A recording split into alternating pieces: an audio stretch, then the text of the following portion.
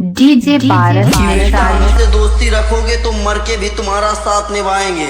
अगर पीठ पीछे की दुश्मनी तो तुम्हें ढोलक की तरह बजाएंगे। लोग नाचते होंगे तुम्हारे ट्रांस पे, पर हम तुम्हें अपने दम पे देश पर नचाएंगे। पारस निषाद अगरा डेरा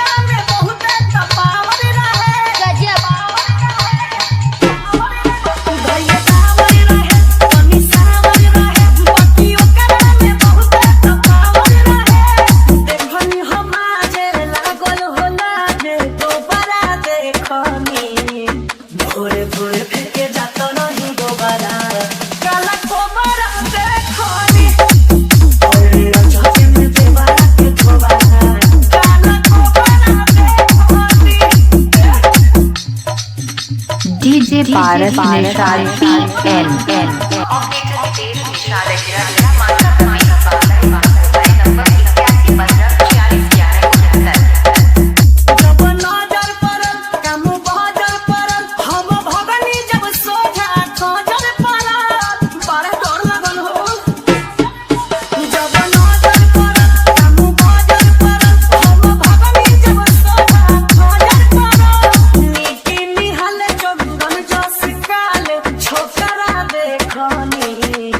भोरे भोरे फेंके जाता नहीं गोबारा काला कोबरा देखोनी और झोंके में दीवारा के ठोबारा काला कोबरा देखोनी।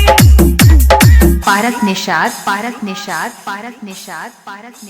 अहरा डेरा मोबाइल नंबर 89 83 46 11 69 पर संपर्क करें।